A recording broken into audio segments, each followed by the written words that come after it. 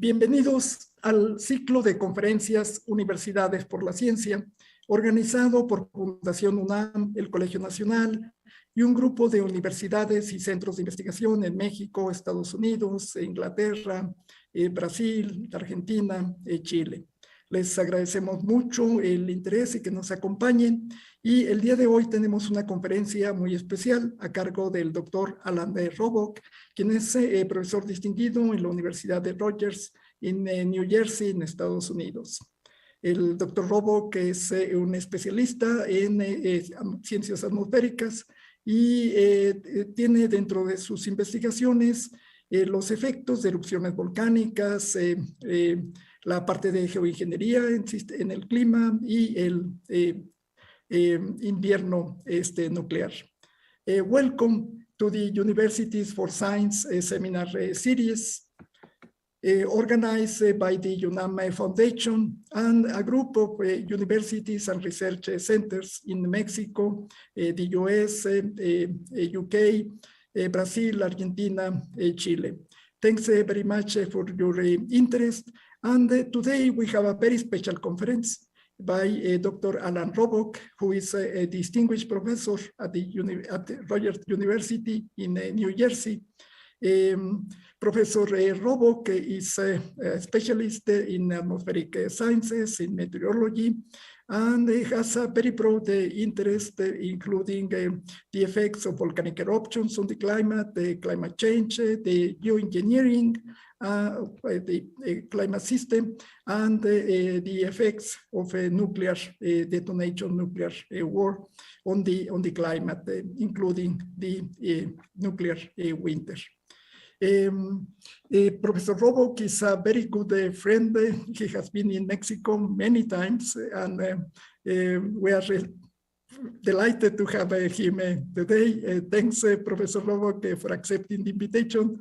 And well, we look forward for a coming meeting in Mexico sometime this year.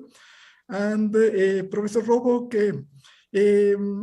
is a fellow of the American Geophysical Union and has received multiple recognitions for his investigation, for his research work.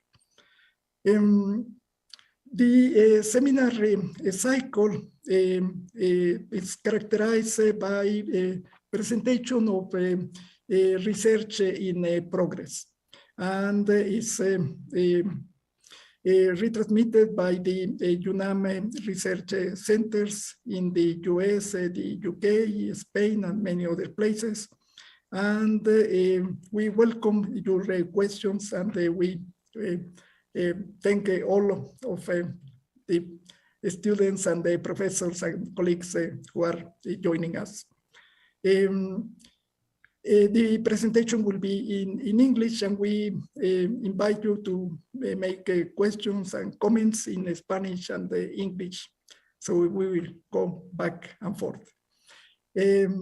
In the panel, we have the president of the UNAM Foundation, Professor Dionisio Meade, and the executive director of the UNAM Foundation, Araceli Rodríguez. Bueno, muchas gracias nuevamente. En el panel tenemos al presidente de la Fundación UNAM, Dionisio Meade, y la directora ejecutiva de Fundación UNAM, Araceli Rodríguez. Y el ciclo de conferencias que ha resultado muy exitoso se caracteriza por presentar investigaciones que están en desarrollo.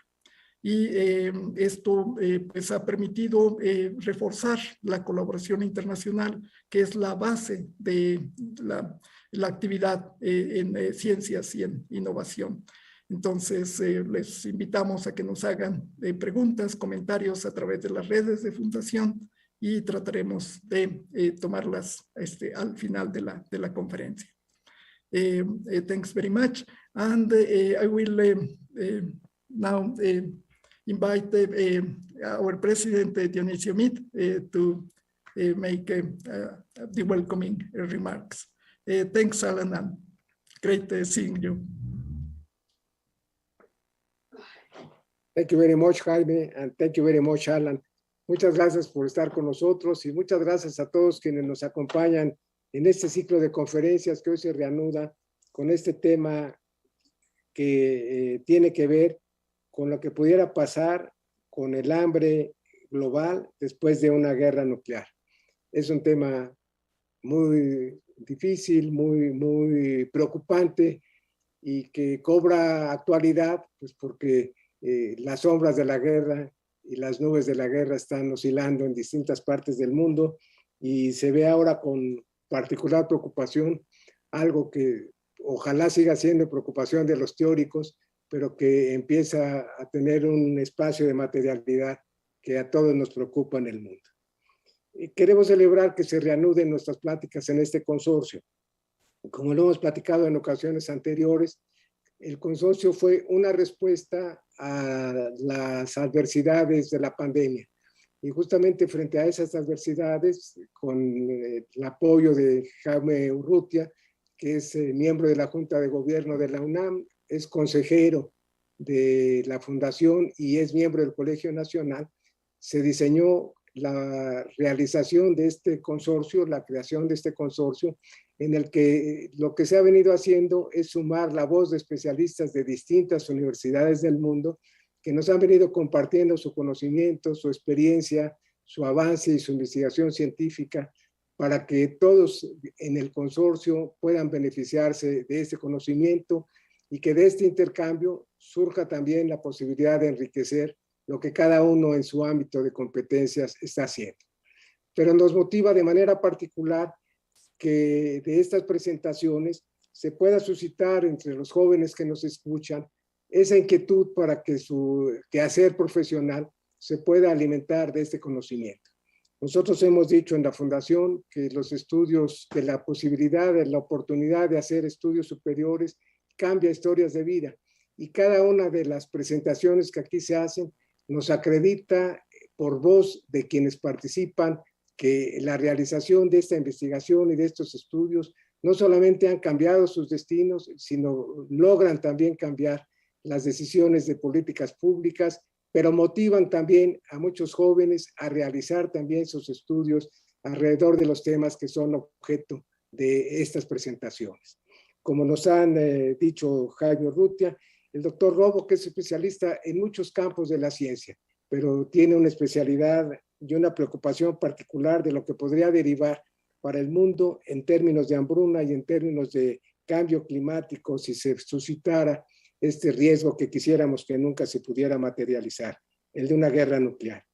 Por eso escuchamos con particular interés la presentación que hoy nos hará. Agradecemos que nos acompañe, agradecemos a Jaime la invitación que le ha hecho para que podamos continuar con este ciclo de conferencias y agradecemos a todos quienes participan.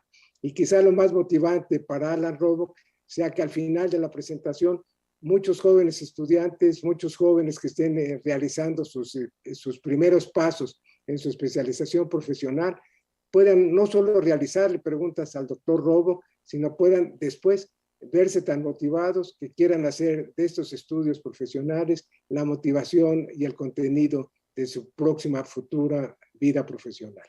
Muchas gracias a todos, bienvenidos y nos da mucho gusto reanudar este ciclo de presentaciones de nuestro consorcio por las universidades, agradeciendo de manera especial a la Universidad Nacional Autónoma de México, a quien nos debemos en Fundación UNAM, al Colegio Nacional y a todos quienes integran este consorcio por su participación activa en la presentación de estas conferencias. Gracias a todos, bienvenido doctor Robock, bienvenidos todos y procedemos a escuchar con mucho interés la presentación que se nos tiene lista para hoy. Gracias, Jaime. Gracias. Thanks, and Alan, please. Thank you very much for inviting me, Jaime, and your colleagues. I'm really glad that you're interested in this topic. And today I'm going to talk about global famine after nuclear war. This is the obituary of Sherry Rowland in the AGU journal EOS. And he got the Nobel Prize in Chemistry with Mario Molina and Paul Crutzen for his work on atmospheric chemistry and the destruction of the ozone layer. He said, what's the use of having developed a science well enough to make predictions if in the end, all we're willing to do is stand around and wait for them to come true? Is it enough for a scientist simply to publish a paper? Isn't it a responsibility of scientists if you believe that you have found something that can affect the environment? Isn't it your responsibility to actually do something about it, enough so that action actually takes place? And so it's these ideas that helped stimulate me to do this work. It's kind of depressing, but I want to prevent it from happening. And that's what inspires me to tell people about what I've found. So my talk will be about the theory of nuclear winter, analogs. We can't actually do the experiment in the real world. So how can we test it? Then the policy implications, and then doing something about it. This is a picture at the AGU meeting 3 years ago when we had a poster session of the old guys working on this. Rich Turco, Brian Toon, Tom Ackerman, me, and Georgy Stenchikov. And we'd been working on this for 40 years. But there are also some people, and right now I'm working with Brian Toon very strongly for the last 5 years trying to advance this work. But we also have some younger people. Cheryl Harrison and Nikki Lewandowski are oceanographers. Lily Shaw and Jonas Jagermeyer are crop modelers. Julie Lundquist models fires in cities and how much smoke can go up in the atmosphere. And Mike Mills, Chuck Bardeen, and Josh Koop are doing global climate modeling. I also have a group at Rutgers where we're looking at impacts of climate change, not just from soot in the atmosphere after nuclear war, but also from geoengineering, the idea that you would emulate a volcanic eruption and put sulfur up there. And we're mainly working on improving crop models so that we can look at the impacts of stratospheric aerosols when you get cooling, when you have additional ultraviolet radiation and ozone impacts. And so my work is funded by National Science Foundation of the US, the Open Philanthropy Project, and Silver Lining. We published many papers on this. You can go to my website, which I'll show you again at the end, and download copies of any of them that you want. These are from the last few years. We've published in Science and Proceedings of the National Academy of Sciences, many AGU journals, GRL, JGR, Nature journals. But the public still doesn't seem to know much about it. So we're trying to make people more aware of this. Here's the story. Here's our beautiful Earth with Mexico here. And after a nuclear war, however, it might look like this, with a cloud of smoke covering the Earth, blocking out the sun, and making it cold and dark at the Earth's surface. If there's enough smoke, temperatures will go below freezing, even in the summertime, and we call that nuclear winter. It would get cold, dry, dark, more ultraviolet radiation because the heating of the stratosphere would destroy ozone, let more UV through, and this would have a huge impact on crops. And so we've now been able to really quantify this for each country, which is what I'll show you today. Let's start with what causes nuclear war. It's the use of nuclear weapons. And this is a graph of the deployed nuclear weapons in the world. And you can see that the US was the first one, and then Russia, Soviet Union, and then there was a nuclear arms race, and we got up to over 60,000 nuclear weapons in the 1980s. But then the arms race ended, and the number's been going down ever since. There are 7 more countries with nuclear weapons, but each one of them has a very small number, and so this total includes them, but there'd just be flat lines across the bottom here. Why did the arms race end? Well, I think scientists had a role in it. In 1982, Paul Crutzen, who shared the Nobel Prize with Sherry Rowland, and John Birx pointed out after nuclear war, they were looking at ozone impacts, but they also pointed out there would be smoke from fires, which would change the amount of sunlight, which would change the photochemistry in the troposphere. And oh, by the way, they said that smoke could cause climate change. Nobody had thought about that before. So then Alexandrov and Stenchikov in Russia, and Turco, Toon, Ackerman, Pollack, and Sagan, which we call TAPS in the US, published a paper. And then the next year, Covey, Schneider, and Thompson, and I published more papers in Nature, all pointing out there would be nuclear winter. And then the arms race ended.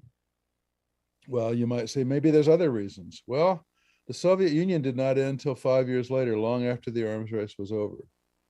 And I also like to point out that although the numbers have been going down, there's still 10,000 nuclear weapons deployed, so it's still not zero.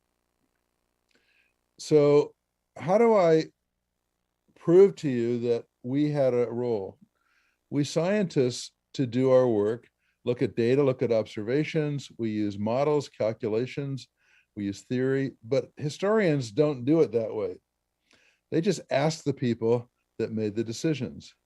And so the two people that made the decisions were Ronald Reagan in the United States and Mikhail Gorbachev in the Soviet Union. And Reagan said in an interview, a great many reputable scientists are telling us that such a war could end up in no victory for anyone because we'd wipe out the earth as we know it. If you think back to natural calamities in the last century, volcanoes, we saw the weather so changed there was snow in July in many temperate countries. And they call it the year in which there was no summer. Now, if one volcano can do that, what are we talking about with the whole nuclear exchange, nuclear winter? And Gorbachev said, models made by Russian and American scientists showed that a nuclear war would result in a nuclear winter that would be extremely destructive to all life on Earth. The knowledge of that was a great stimulus to us. So Soviet scientists and American scientists got the same result, and they trusted it. And that was and that really helped. There were also a lot of anti-war demonstrations. People were anti-nuclear demonstrations. People were worried about nuclear war, and that had an effect too. But that was 40 years ago, before most of you students were born, I imagine. Why are I even talking about it now? I want to answer two questions. Although the Cold War and the arms race are over, could the remaining nuclear arsenal still produce nuclear winter? As I mentioned, there's 7 new countries with nuclear weapons now. What would happen if they had a nuclear war using a much smaller number of weapons? Say, what if India and Pakistan had a nuclear war? What would that do? So I'm going to answer these questions now and show you how I got the answers. Yes, we can still produce a nuclear winter, and it would last for a decade, much longer than we thought before. A smaller one would not produce nuclear winter. That is, the temperatures wouldn't get below freezing, but there would still, the direct effects would be horrific, and there would still be impacts on global agriculture and food for a decade. I'll show you that. So during World War II, the beginning of 1945, the US decided that it was too dangerous to try and bomb Japanese cities during the daytime because their bomb sites weren't very good and they could get shot down. So they developed a policy of burning down cities at night. On March 10th, they painted an X with napalm on Tokyo at night, and then more than 300 planes came in with incendiary bombs, and the city burned down, and more people were burned to death in 24 hours than ever before or since in history. This is a map done by the US Army at the end of the war, and they showed all the cities they bombed, and they put the equivalent size of the cities. So Tokyo was the equivalent size of New York, Yokohama, this equivalent size of Cleveland. And this was a policy. Every 3 days or so, they did it, sending fleets of airplanes with these incendiary bombs. But then they developed atomic bombs. And the last 2 cities that burnt down were Hiroshima and Nagasaki. In each case, it was only 1 bomb each. So the policy was already well established. They killed 800,000 innocent women, men, women, and children. Hiroshima was the size of Seattle in Washington state. So on August 6th, a 15 kiloton bomb killed about 150,000 people. A kiloton is the explosive power of 1,000 tons of TNT. It's 1,000 times stronger than any bomb ever used that was not an atomic bomb. By today's standards, though, it's pretty small. And so the total arsenal today is so big that if you dropped a Hiroshima-sized bomb every 2 hours, every day, starting on August 6th up to today, more than 76 years later, we still couldn't use up the current arsenal. This is the airplane that did it, the Enola Gay, named after the mother of the pilot. There's me back when I had, this was at the Air and Space Museum in Washington, D.C. Now it's been put on display. And this is me when I had some hair and it was black. And this is a mock-up of the uranium bomb that they dropped on Hiroshima called Little Boy. The picture on the left is the mushroom cloud produced by dropping the bomb on Hiroshima. The picture on the right was taken 3 hours after that, and you meteorologists will recognize this looks like a thunderstorm. Indeed it is. It's a pyrocumulonimbus caused by the fire, which then pumped the air up, and water came in and condensed, and it produced a huge thunderstorm, which pumped the smoke up into the stratosphere. Other studies have shown that because there's so much smoke, the water droplets are very small, they don't grow, and so there's very little washout. And there was more energy in the fire that burned down Hiroshima than there was in the bomb that dropped it. This is a picture made by one of the survivors of Hiroshima. What they remember is the fires. And here's another one. And this is what Hiroshima looked like afterwards. All the buildings were burned and ended up in smoke. There were a few stone or buildings still left. 3 days later, we dropped a plutonium bomb, which was spherical, on Nagasaki. It was called Fat Man. This is a picture I took a couple years ago in the Peace Museum in Nagasaki. This is a picture of Fat Man and the bomb. And this is the mushroom cloud. It was a 20 kiloton bomb. And this is what Nagasaki looked like afterwards. Now, speaking of analogs, well, you don't need an atomic bomb to burn a city. This is San Francisco in California. There was a big earthquake in 1906, and it produced a fire that burned down San Francisco. Jack London, the famous author, was asked to write about it for a big weekly magazine. He said, within an hour after the earthquake shock, the smoke of San Francisco's burning was a lurid tower visible 100 miles away, 160 kilometers. For 3 days and nights, this lurid tower swayed in the sky, reddening the sun, darkening the day, and filling the land with smoke. I watched the vast conflagration from out on the bay. It was dead calm, not a flicker of wind stirred. Yet from every side, wind was pouring in upon the doomed city. East, west, north, and south, strong winds were blowing upon the doomed city. The heated air rising made an enormous suck. Thus did the fire of itself build its own colossal chimney through the atmosphere. So this indeed was a pyrocumulonimbus, just like happened over Hiroshima. And this is what San Francisco looked like afterwards. A few stone buildings were remaining. So this is today's nuclear arsenal.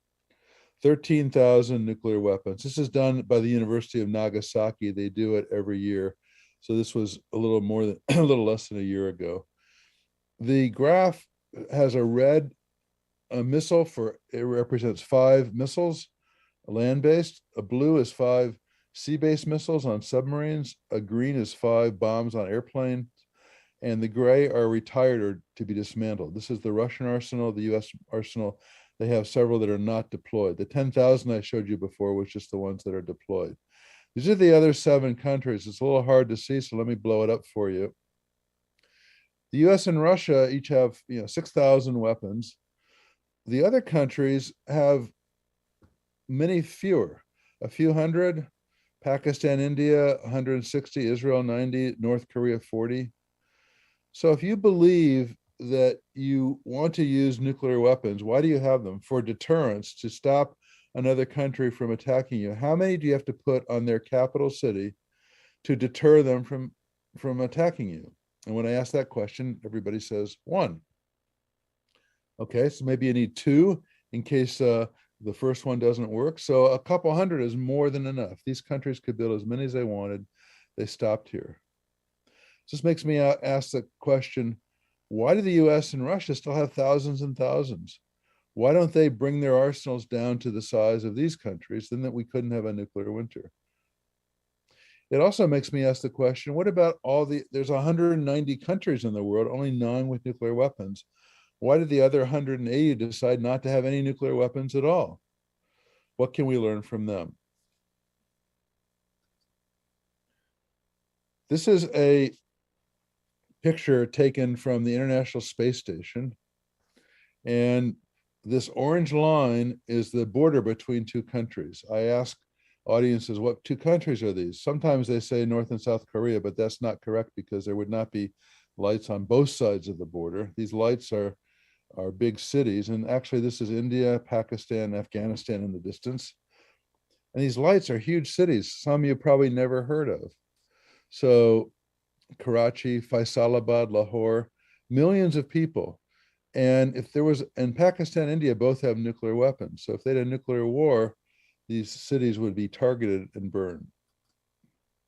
So the place we thought nuclear war was most likely when we did this work a few years ago was in Kashmir, because this area is disputed by Pakistan and India. And there are always incursions. Sometimes there are even wars, small wars fought.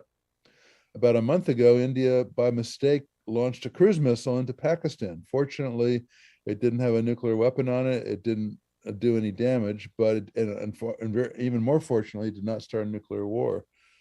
So, but things could get out of hand. What if there was a skirmish and due to poor communication, misunderstanding, panic, and fear, it started a nuclear war? So we asked this question 15 years ago. We tried to study this. What would happen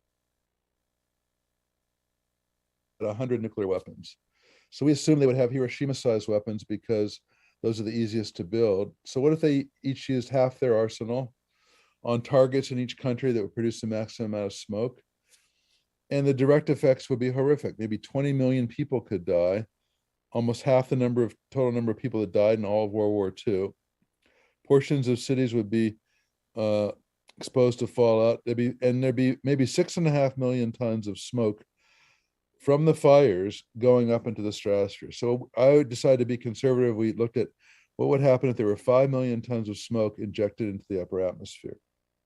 This scenario doesn't have, this is just one story of how a nuclear war might be fought. It doesn't have to be India and Pakistan. It could be India and China. It could be some other countries. So this is just, we did it for an example, but we don't mean to say that this is how a nuclear war would be fought.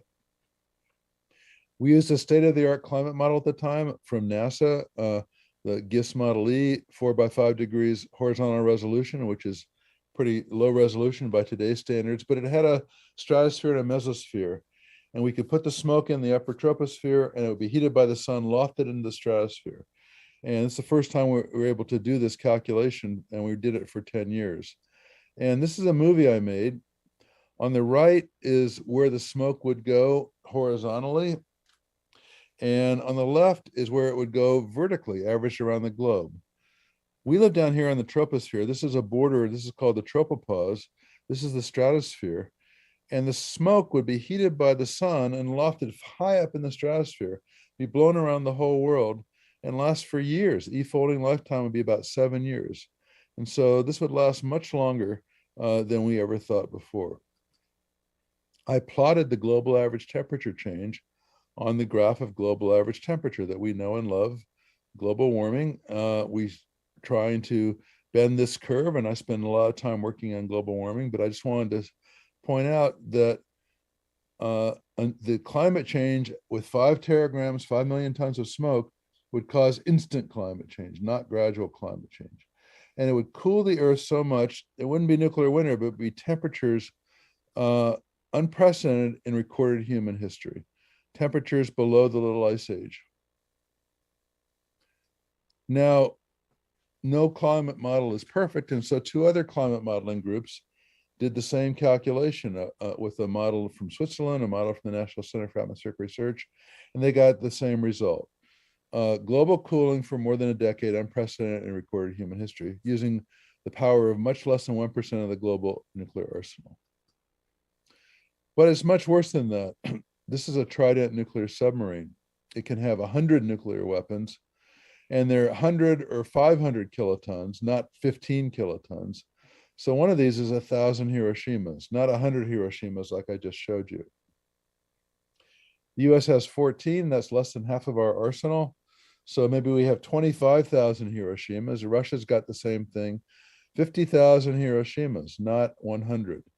So now that we had a modern climate model, we said, let's go back and see if nuclear winter really was correct, because the climate models available at the time, you could only run a general circulation model for 20 days, and the one column model used by TAPS left out much of the physics. And so we went back and we put in 150 teragrams of smoke, and we also put in 50 teragrams because we thought maybe a third of the amount of smoke.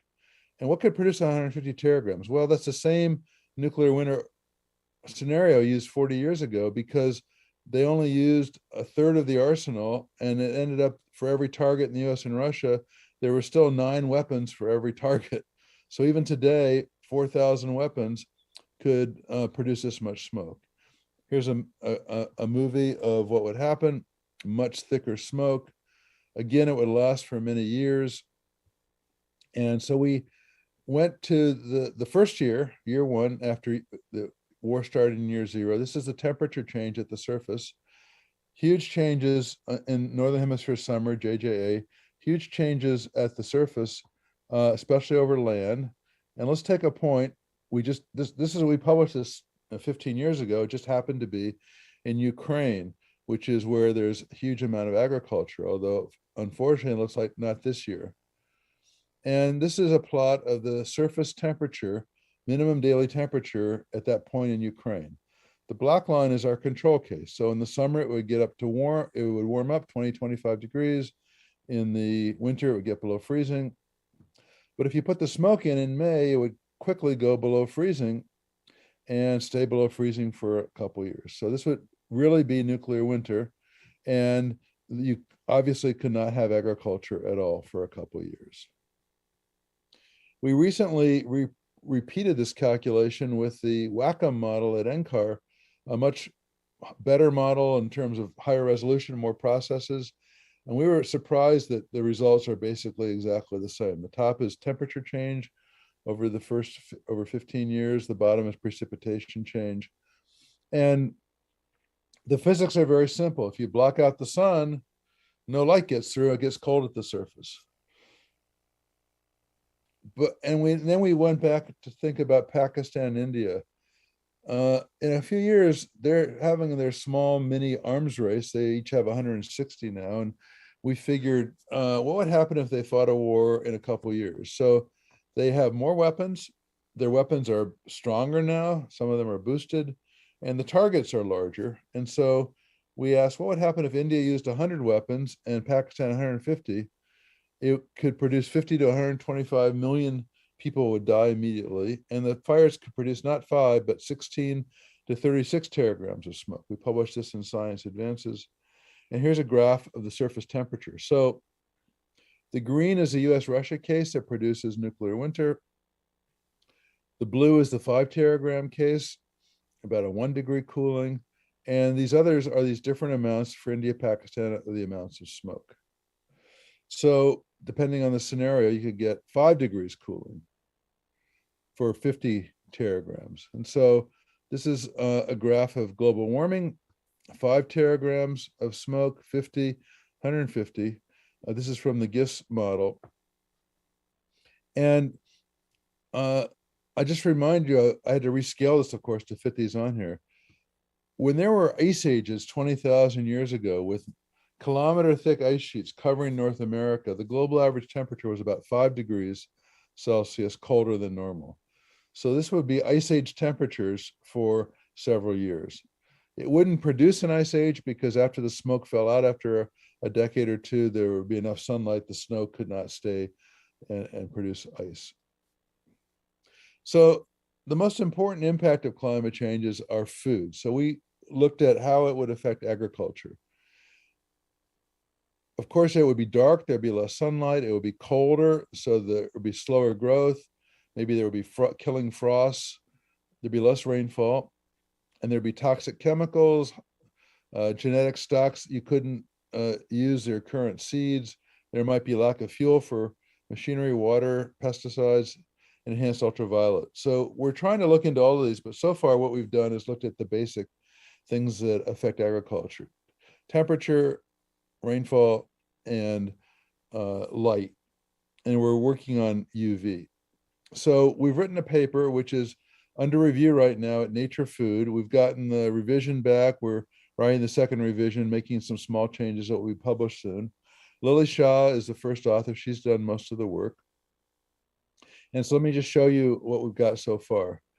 We calculated crop response using the community land model, which is part of the community or system model at NCAR. And we simulated the major grain crops, maize, rice, soybeans, wheat, and we simulated grasses because that's what animals, grazing animals, eat. And then we also ran a fishery model, because if you can't grow crops on land, can you go fishing? And for cattle and sheep, on average, half are fed by pasture and half are fed by crops. So we also looked at what would happen if we didn't feed these animals, but ate the food ourselves directly. And we used Food and Agriculture Organization, FAO, data for the calorie content of each food, national import and exports of food, and national consumption of all the different foods. So we looked country by country, how would they be affected by these different scenarios? First, I'll show you how the temperature changed, how the calories changed. So this is the total caloric change from crops for the different scenarios. And so for the globally average, for the nuclear winter, it would be 90% reduction in the amount of food. For the others, maybe 30 to 40%. For fish, the reductions would be smaller because the ocean temperature wouldn't change as much. But fish is less than 10% of the total global diet. So crops and fish together, it looks very much like this figure here. And for grass, which some animals graze on, it'll be a little bit larger reduction than for this. So how do we put it together? Well, the average diet per person is 2,900 kilocalories per person per day. In the US, we call these calories, maybe you do in Mexico too. The main crops, grain crops, 50%, other plants, 30%, livestock. Now, livestock includes meat, fish, dairy, and eggs. Fish are right here, 18%. And how are crops used? Well, these dark wedges are the fraction of each crop that humans eat. For maize, corn, maize, only 18% is eaten by humans. Most of it's used for feeding animals. Some of it's used for biofuels. For rice, most of it's eaten by humans, and the same for wheat. For soybeans, most of it's fed to animals. So we took all this into consideration and looked at how the food would change. And we had various assumptions. In one assumption, we kept the livestock and kept feeding it. So there would be reduction in cereals, reduction in vegetables, fruits, and nuts, reduction in marine catch. The marine fishery effort would stay the same, but for these cases, we kept portions of the livestock, or we just said no livestock. We're going to consume what we have, and we're going to feed the food to humans. And we would boost the production of fisheries. For a couple years, you could enhance the fisheries, but then there'd be no fish left. And so, and for livestock feed, we would use it for animals and for humans. Humans can't eat all the stuff that's fed to animals, so portion for human consumption. And so so we assumed in the first year, all the food that's stored would be used up. There's about a 2-month supply of food. So for the first year, all the food would be used up, and people could only eat what was grown. And I said the average diet was like 2,900 calories. If it's 1,900 or less, then you'll be losing weight. You won't live very long. If it's red, less than 1,145 calories, people would die pretty quickly. And for the partial livestock case, 50% of the feed was used for humans, they're 50% used to feed livestock. And this is for each country. At the end of year 2, what would happen? And on the average, people would be starving to death in the higher latitudes. for these intermediate India-Pakistan cases, and certainly for the US-Russia case. So how many people would die then? So for the livestock, partial livestock, no livestock case, this is the number of millions of people that would die in each country. So the big countries, of course, many people would die. For the smaller countries with not that many people, fewer people would die. But we said, well, what would happen if then we said, okay, some people are going to die, so let's not feed them anything. A very draconian case, that how it would really work out would be much more complicated. Let's assume people are going to die anyway, don't get any food. We save all the food for the people that are going to be alive at the end of year 2. How many people would die in the world? And so for the 37 teragram case, India-Pakistan, for the 150 teragram case, we used 2010 data. That was the most recent data we had, where the world population was 6.7 billion. For the livestock case, 2 billion people would die. For the India-Pakistan case, for the US-Russia case, 5.5 billion people would die. And it doesn't matter what you do with the livestock, because if you feed them and eat them, or you eat part of their food, it doesn't make any difference. Now, I mentioned UV. So in the 5 teragram case, the stratosphere would get very hot. This is a time series, years, altitude, because the smoke would be heated by the sun and it would destroy ozone. What would happen if there was severe ozone loss and enhanced UV? So for humans, you would get sunburn, increased skin cancer, cataracts in your eyes.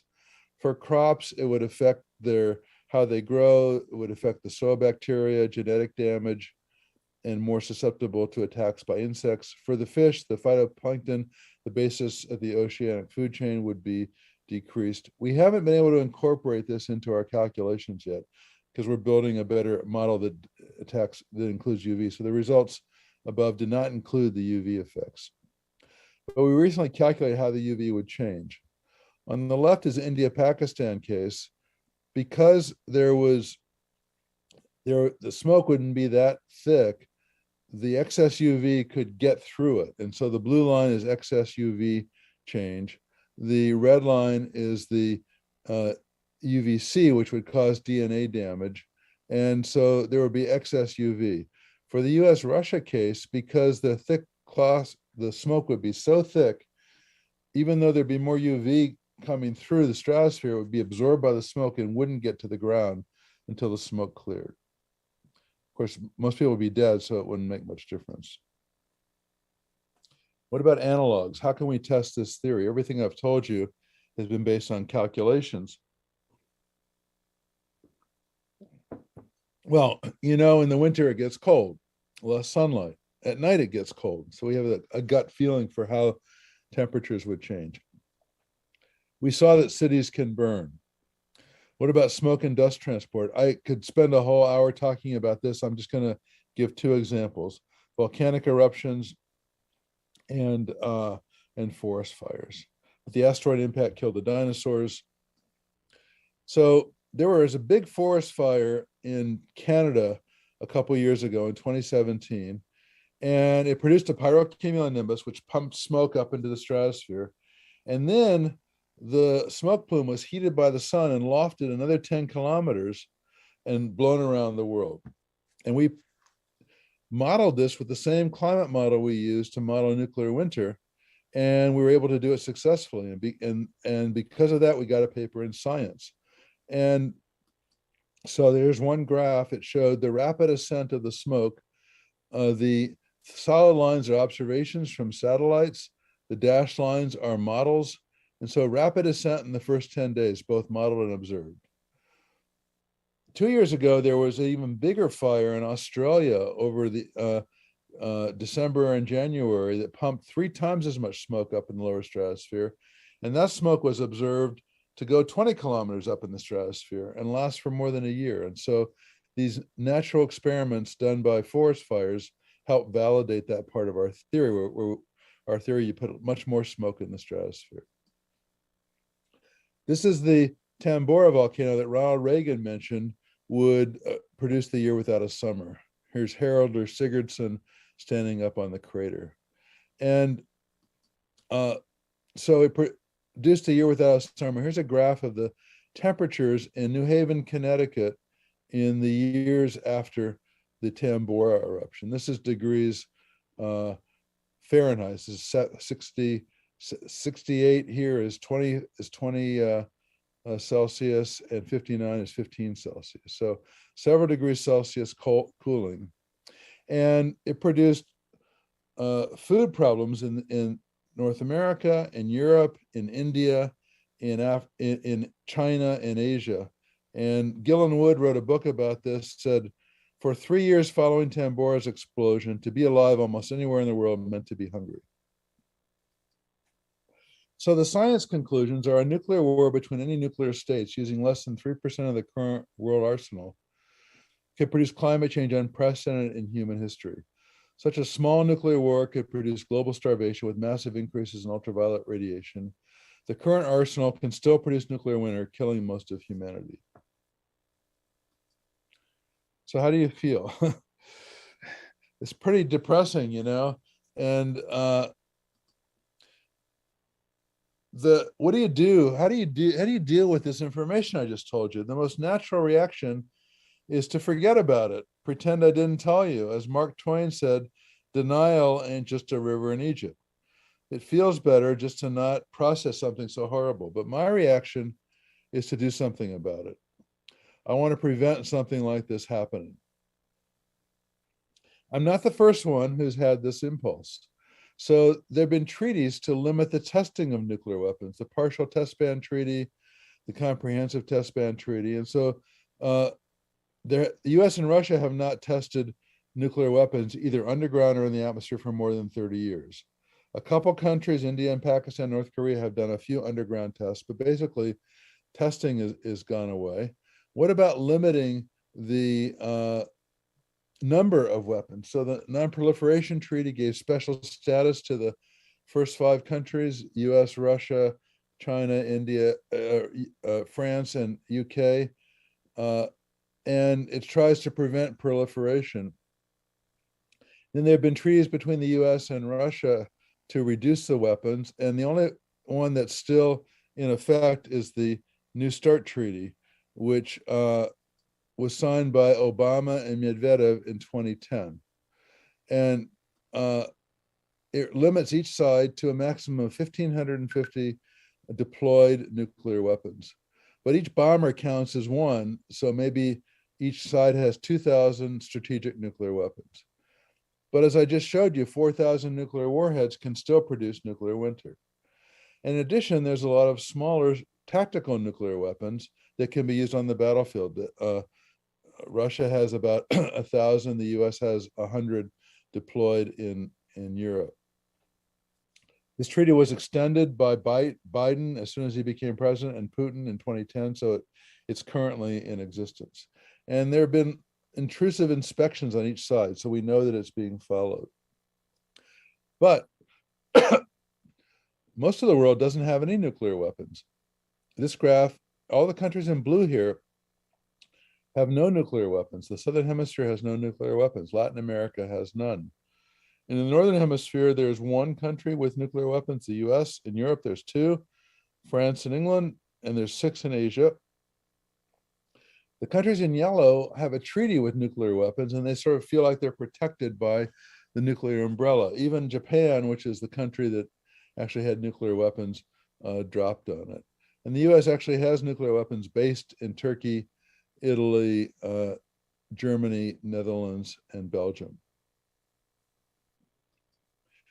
How did this happen? Well, there were treaties to eliminate nuclear weapons. The Antarctic Treaty, the Latin American Treaty, the Treaty of Tlatelolco, which was organized by Alfonso Garcia, the Mexican foreign minister, and got rid of all the nuclear weapons in Latin America. They're also prohibited outer space, the seabed, South Pacific, Southeast Asia, Africa, Central Asia. And the last treaty is called the Treaty on the Prohibition of Nuclear Weapons. It was signed in the United Nations in 2017. It came into force last year after 50 countries had ratified it. And this is the will of all the other countries in the world, telling the nuclear nations, we don't want you any nuclear weapons because we're afraid of what will happen to us if you use them. They say, oh, well, we keep them for deterrence. We're not going to attack you, but deterrence doesn't work against pandemics, against terrorists, against cyber warfare. It does not even work against attacks on nuclear nations by conventional weapons. So the Soviet takeover of Eastern Europe, when the US was the only one with nuclear weapons, the Algerian War, the Yom Kippur War, the Falkland Islands, the Malvinas War, who won Afghanistan wars?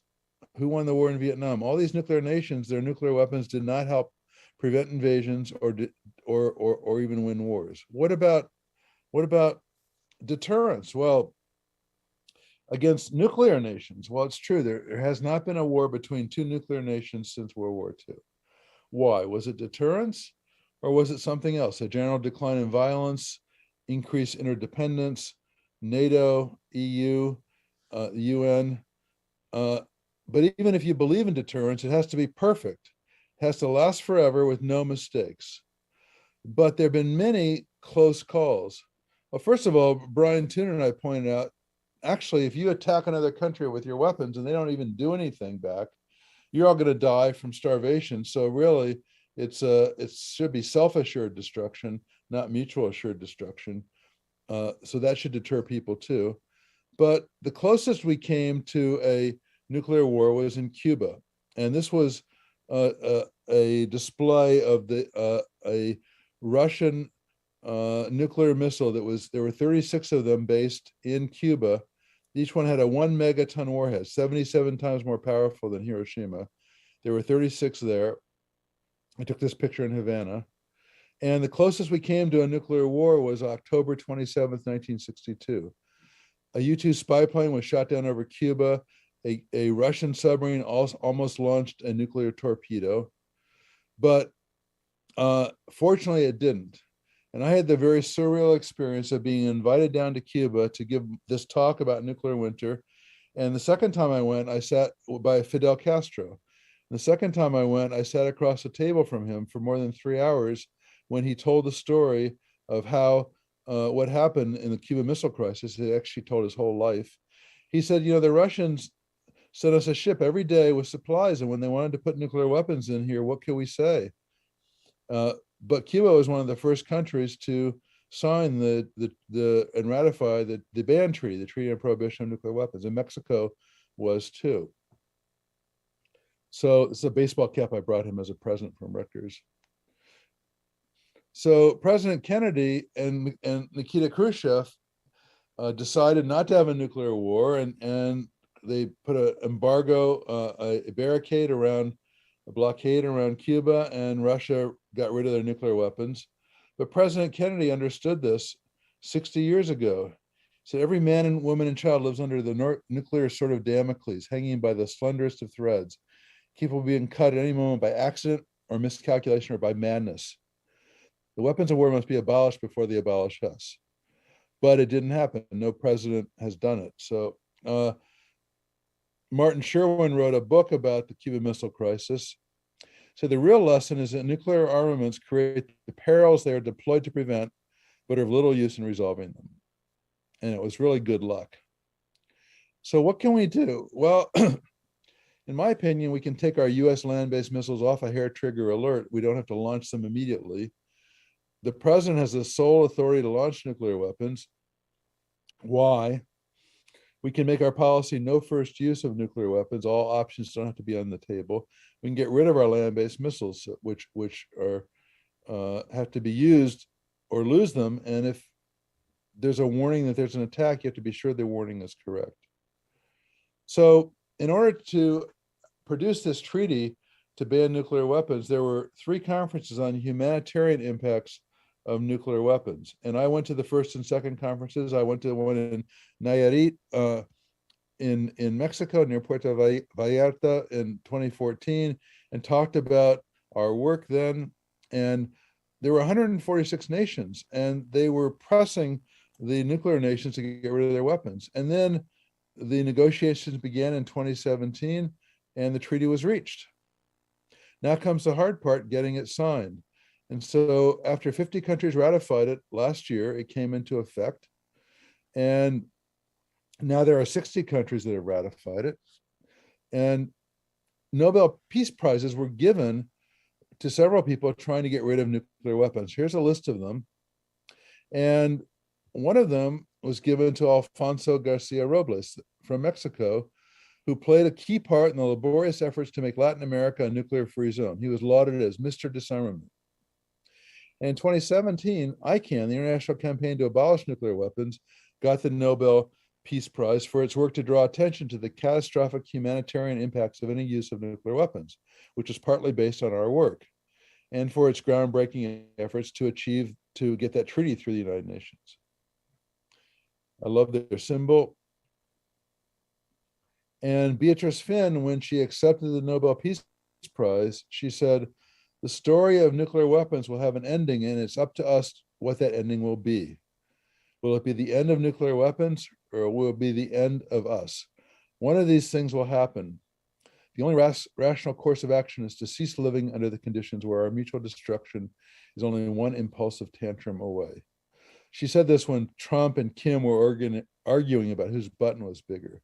And she's repeating what John Kennedy said 50 years earlier, almost 70 years earlier. What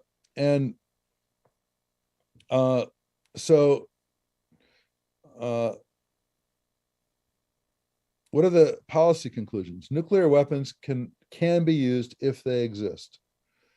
A nuclear war could start tomorrow by accident, hackers, computer failure, bad sensors, or unstable leaders. Nuclear arsenals did not deter attacks from non-nuclear states, terrorists, or pandemics. The only way deterrence could work is if states believe other states are willing to kill themselves by using their nuclear weapons, and if there's a guarantee there will be no unintended use. The only way to prevent a global catastrophe is to actually get rid of nuclear weapons. Carl Sagan, the American astronomer who was one of the authors of the first paper on nuclear winter, was asked, "Don't you want to keep our weapons for a deterrence?" And he said, "For myself, I would far rather have a world in which the climatic catastrophe cannot happen independent of the vicissitudes of leaders, institutions, and machines. It seems to me elementary planetary hygiene as well as elementary patriotism." I agree. Elementary planetary hygiene demands we eliminate nuclear weapons faster than the current pace. And I hope we can learn from this and keep our beautiful planet looking like this for a long time to come. If you want to learn more about this work, you can go to my website, and I'd be happy to answer any questions.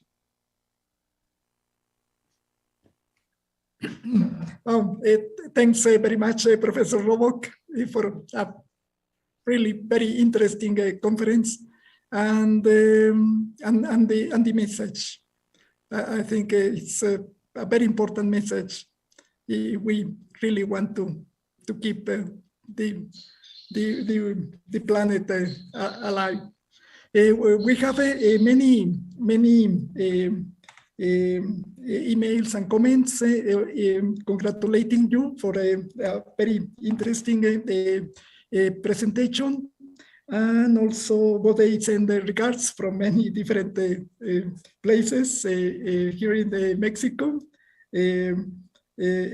including Yucatan, Chihuahua, and Mexico City, and also from Uruguay, Argentina, and Chile. They send you best regards. We have several questions. Some of them are about this, about the existence of these strategic and non-strategic nuclear bombs, and the deterrence, if this is really working. From your presentation, it is clear that the effects of a nuclear war, even a small one, will be catastrophic, far beyond the direct casualties. So they argue that how can the United Nations and the international organizations address this deterrence is clearly not working. Well, How can this treaty on prohibition of nuclear weapons, which we call the ban treaty, was passed by the United Nations. The United Nations has two bodies, has the Security Council and the General Assembly. The Security Council has 15 members, 5 of them are permanent, US, Russia, China, UK, and France. Just by chance, those 5 countries are the first 5 to have nuclear weapons. And any treaty would not get passed by the Security Council because they would veto it. These 5 members have a veto power. So ICANN was very clever. They got the treaty through the General Assembly, and it won by a landslide. And these 5 or 9 countries with nuclear weapons could not veto it. So that's how they got the treaty passed by the United Nations. It's now in effect. 60 countries have ratified it, which means nuclear weapons are illegal. But the 9 countries with nuclear weapons have not ratified it yet, have not signed it. So this is pressure from the rest of the world telling them, we don't want you to have nuclear weapons. And the number is going up. There will be a meeting of state parties, the countries that have signed it, in June in Vienna. It was supposed to be in January, but it was delayed by the pandemic. So there'll be a meeting, and several of the countries which have not signed it, their activists in those countries have required that they attend and listen to this. And so there's still pressure, including in NATO countries, for countries to sign the ban treaty. If you think that violence is the way to solve problems, there are very powerful precision weapons that you don't need to use nuclear weapons. And a nuclear weapon is so powerful that it kills everything for kilometers around and destroys many innocent people. There's something called the law of war, which prohibits you from killing innocent civilians. Russia is breaking that right now by their attacks on civilians, but they're using conventional weapons. A nuclear weapon would kill many more people. The nuclear countries say, oh, our nuclear weapons are not targeted at civilians, they're targeted at military targets. But it turns out there are many military targets in cities around the world. The Pentagon, the White House, the Kremlin, and where they command and control. And so many cities would be targeted. So I don't understand how nuclear weapons could ever be used. There's no rational way to actually use them. And if you believe that violence is a way to solve problems, you can use so-called conventional weapons. Okay. But a related question is if the other countries, nuclear countries, like France, UK, do they have small bombs or only the big ones? Many countries How is the distribution? Yeah, many countries have so-called tactical weapons too. So these would be on a cruise missile or a bomb that could be dropped from an airplane, or even on artillery shells. During the Cold War, there were many tactical nuclear weapons in Western Europe because the Russian army had many more people than the armies in Europe. And they said, we're going to use nuclear weapons to defend us in case the Warsaw Pact, people in Eastern Europe, attacked Western Europe. But the people living there didn't think much of the idea. They said, our cities in Germany are only 1 kiloton apart. They thought that if they were ever used on the battlefield, it would do huge damage to the people there. For example, if Russia used an atomic weapon in Ukraine, the radioactivity, depending on the wind direction, would blow over Russia and do a lot of damage there. And so using nuclear weapons on a battlefield makes no sense because it would damage everybody, not just the target. And so it doesn't make any sense to use them on a battlefield. But as Kennedy said, as Beatrice Finn said, and as we've seen examples of people, including the former president of the United States, who we really didn't trust to be rational about things like this, that if people like that can control weapons, there can be, accidents can occur either by a sensor that says that you're being attacked. That happened several times and almost started a nuclear war. The US Defense Secretary was woken up in the middle of the night when Jimmy Carter was president. We're being attacked by the Russians, and it turned out they had put a training tape into the missile defense system, and they thought that it was a real attack when it was really a training tape. The Russians saw a sounding rocket going up from Norway, and they thought the US was attacking. Norwegians had told the Russians they were going to launch a rocket, but somehow there was a miscommunication. And so there have been many close calls, and many we don't even know about. So they could be used by accident or by crazy people. That's why it's really scary. I think we've had really good luck that in 77 years, there hasn't been a second nuclear war. It's worrying. It's a risk we have as long as we keep the nuclear bombs. There is a question about the effects are different depending on location. I think it's because of the map you show that most of the nuclear nations are in the northern hemisphere. No. The question is that if the southern hemisphere will be as bad affected as the northern one. So the maps I showed, the effects on food depend on several things. They depend on where the smoke is. The smoke would cover the whole world, but at higher latitudes, there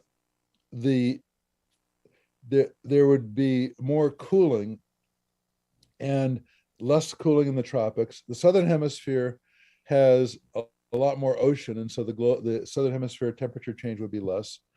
But also, I showed maps of how many people would die. So it depends where the people are too. So, for example, Australia doesn't have that many people. They grow a lot of wheat, and at a latitude not very high, so their temperature change wouldn't be as large. So they could probably feed most of their people. In Russia or China or the US or Canada, there would be huge impacts on the amount of food being grown, and there's a lot of people. So it depends on several factors. And then it depends, of course, on more details like how the food is distributed and things like that. But it would still be a catastrophe. What if you say, I'm going to go to New Zealand because there aren't very many people, there'll be lots of sheep and stuff, but how are you going to get your medicines? How are you going to get the spare parts for your phones, for your computers? How are you going to, these countries all depend a lot on international trade. So even if you could grow a little food, maybe you could survive at Stone Age level, at a pre-industrial level, but modern civilization would be destroyed. So when people say, well, how can I survive? Can I build a fallout shelter and just wait it out? Well, if you have enough food for 10 years, you have a way to get water, you have a way to clean the air, you have enough weapons to keep your hungry neighbors out, maybe you could survive, but I don't call that surviving. The best way is to prevent it from happening. Okay. And a related question is how long can the cold and darkness last in the southern hemisphere? It would be about the same. So it would be for 5 years, would be the maximum effects, and then they would gradually tail off as the smoke fell out of the atmosphere. So after 10 years, the effects would be pretty small. But we've also found that there are some feedback processes in the ocean that prolong the effects. So in the Arctic Ocean, there would be more sea ice, and even after the smoke was gone, the sea ice would last for a long time. Recording in progress. We have a paper that's in review right now looking at the long-term ocean effects. We also had a paper showing there would be an El Nino for like 7 or 8 years of the US-Russia nuclear winter. And so there'd be a lot of regional effects too, and effects on the ocean that would last for a long time. So it's interesting to see the atmospheric dynamics and ocean dynamic response, which most people don't care about. They care about food, but we were also writing papers on how the climate system responds too. And these are useful to inform us maybe about an asteroid impact, or a supervolcano might have similar effects. Oh, okay, thanks. Well, there are some questions about how is the climate system affected, and the interaction, the teleconnections, and there is one about the effects on events like El Nino, like Enzo. So we have a paper about that. So the website I gave you, I guess the chat's not working here. Can I put something in the chat?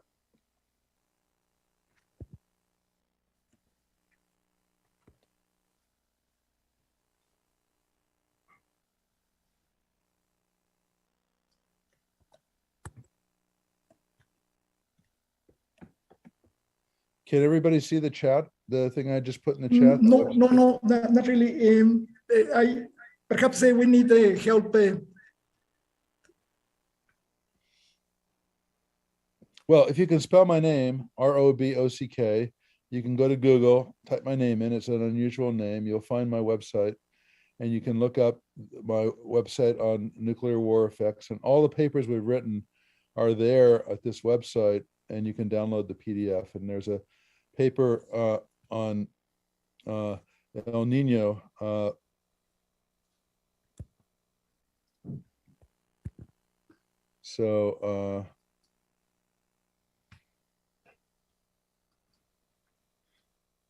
Let me,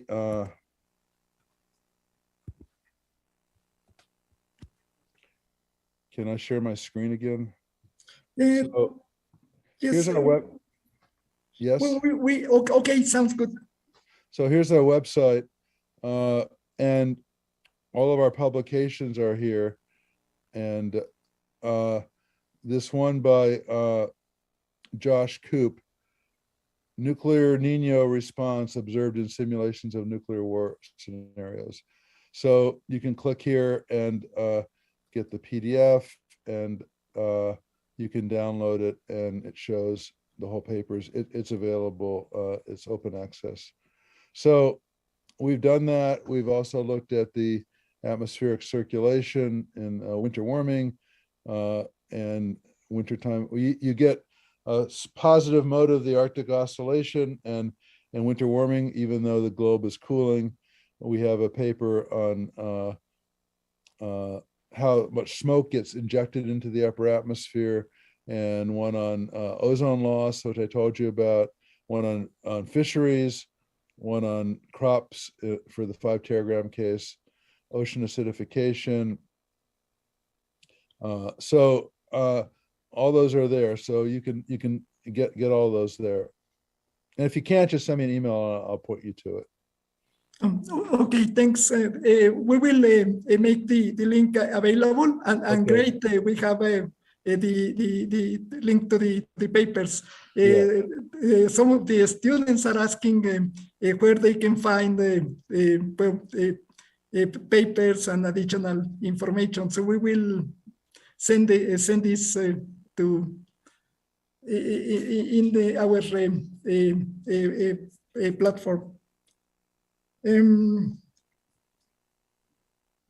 And there is a question of if the atmospheric circulation will be affected for a longer time. How is the climate system affected by this discrete effect on the, if something happens in a long term? Well, you can look at the paper on winter warming and the paper on nuclear Nino, and you can see how there are changes of circulation in the tropics associated with the relative warm temperatures in the tropical Pacific, but also because you're heating the stratosphere in the tropics more than at high latitudes because there's more sunlight there. You get a stronger pole to equator temperature difference, a stronger jet stream, and a stronger Arctic circulation. It's a positive mode of the Arctic Oscillation, a stronger polar vortex. And that blows warm air from the ocean onto Europe. And so for the first winter, even though the globe is cooling, you get warmer temperatures there. We find that after big volcanic eruptions too. After a while, though, that effect goes away. But so we show all of that in those papers. And if anybody wants some output of variables that we didn't plot in our papers, we can share those with you. We have the output on a disk somewhere. If you want to do further analysis of the impacts of the simulations we've done, there's a lot of questions still people could ask by looking at that. Okay, thanks. And there are some comments, not exactly a question, about if other components of the climate system, or for instance, the ozone layer are affected. I think it's because of your comment on the work by Crutzen and by Mario Molina. Well, the first paper on my list there was by Chuck Bardeen, and he shows that the smoke is black, so it absorbs sunlight and heats the stratosphere, and that has a huge impact on ozone chemistry, and it destroys ozone. So that paper has all I showed you one figure of that about how much UV gets down, but the paper has all the details on the ozone. And so, yeah, that's all there in that paper. Okay. And there are some comments about, in addition to the cold and the darkness period, what happens with the radioactivity? Radioactivity. If this is also affected by the atmospheric circulation. So radioactivity, there would be a lot, of course, where the bombs were dropped. And then depending on the wind direction, there'd be a plume of radioactivity going downwind. This book, The Cold and the Dark, is oh no, not this one.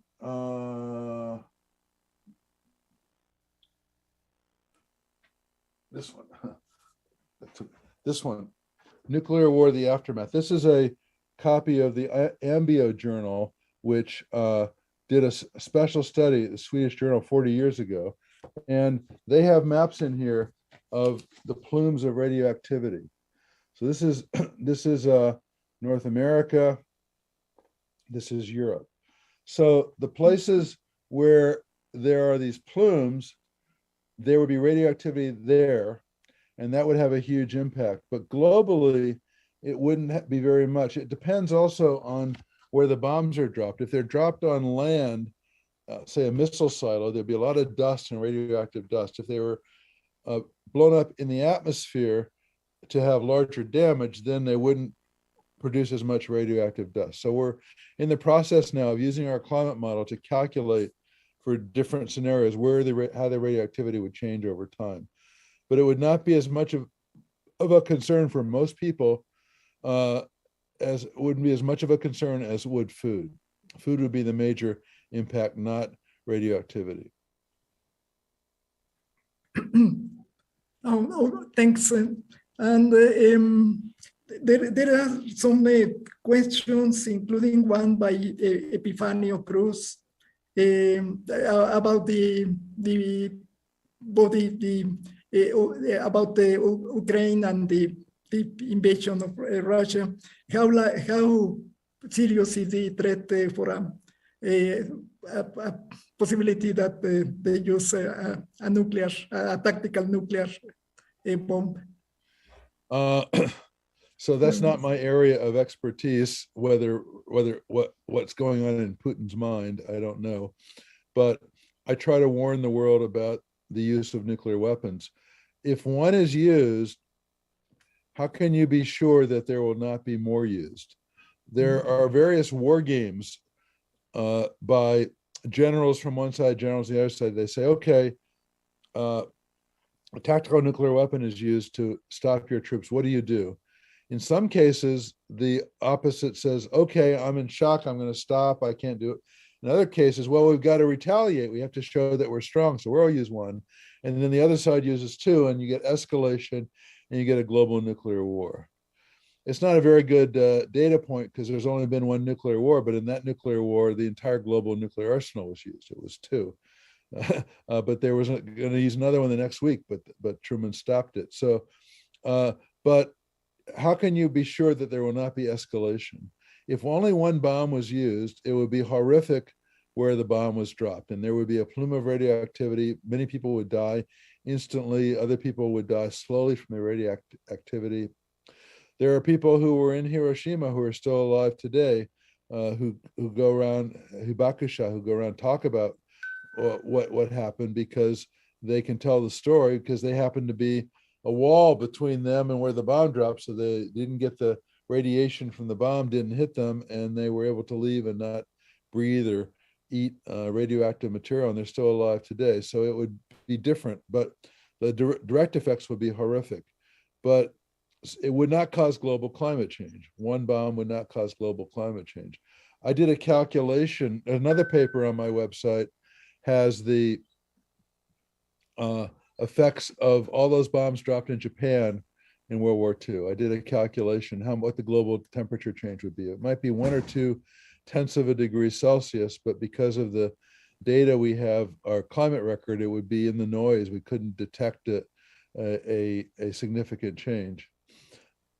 Locally, it would be horrific, but globally, it wouldn't be something that you could detect. Oh, thanks very much, Alan. And I hope well, the nuclear war can be avoided. I hope that the international community is aware, and that it's a very important message. Well, we have regards from many people, including Claudia Prieto Mulateri from Rivera in Uruguay. Nazira Ordorica send you personal regards and thanks. And well, we thank all of the students and professors and people who has participated, and we well, thanks very much, Alan. It's a very important message, and well, we are very glad to hear about your research for many years on this important topic. Thanks very much for your interest in this. I'm sorry that people still have to be interested in it. I'm sorry that it's still a thing that people have to worry about, but thanks for your interest. Mexico's been a leader in anti-nuclear action for decades. And so, I mean, Mexico doesn't have any nuclear weapons, and you're just fine. Why do you need them? You don't waste your money on building a nuclear arsenal. You use it for other more important things. So that's a good example for the world. Jaime, could you send me those personal emails? Just forward them to me later. Yes, certainly. We will send you also a copy of some of the questions, and I can answer them offline. I can answer people if you don't have time for them now. I can answer them. Okay. Well, thanks for joining us for this interesting conference, and we congratulate Professor Alan Robock for his research, and Professor Mead will close the seminar. Nuestro presidente Dionisio Mead va a cerrar la transmisión. Muchas gracias a todos. Muchas gracias, Jaime. Muchas gracias a la presentación que nos ha hecho favor de compartir el doctor Alan Robock. La verdad es que los cuadros, las láminas que presenta son preocupantes. Yo diría que son hasta horrorizantes, pero que podría pasar si todo esto continuara y si algún día se materializara este riesgo, que está disperso en varios centros del planeta y que, como ahí se menciona, podrían detonar este riesgo formidable que hoy se nos ha hecho favor de compartir.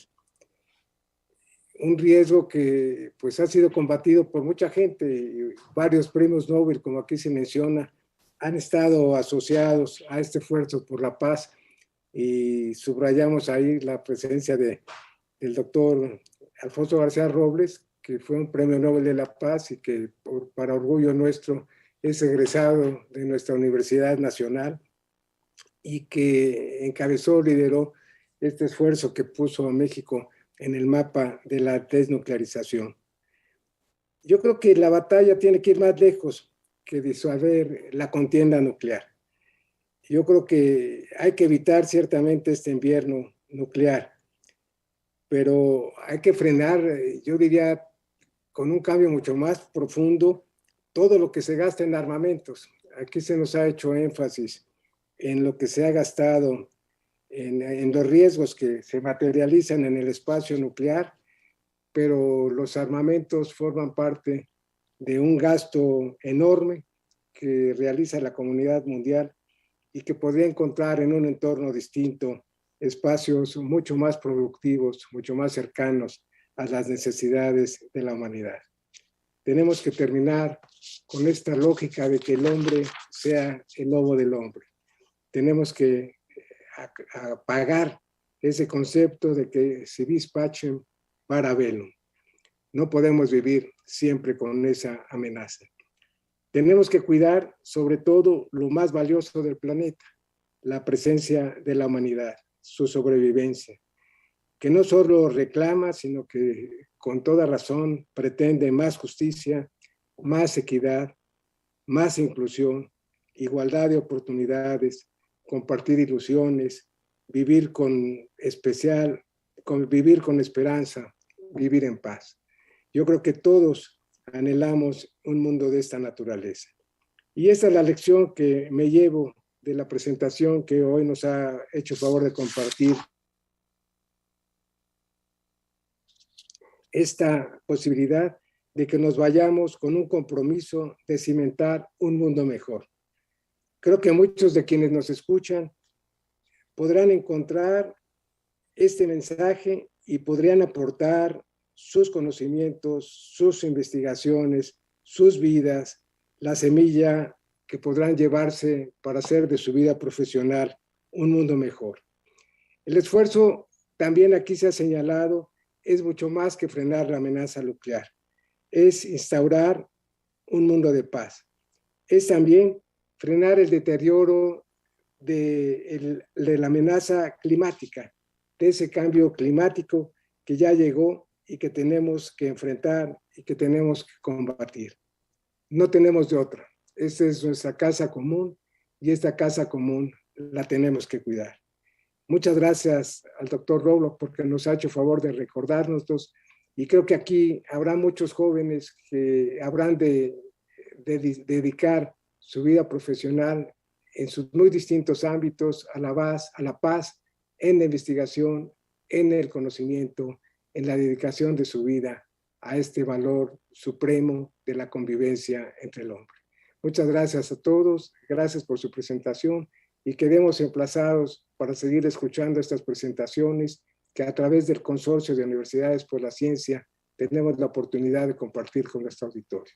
Muchas gracias de nuevo y seguimos en contacto para poder continuar escuchando estas presentaciones que habrán de seguir presentando estos temas de investigaciones en curso con los que queremos compartir esta inquietud, este valor de los estudios de educación superior, a través de los cuales hay siempre una mejor oportunidad de vida para la humanidad.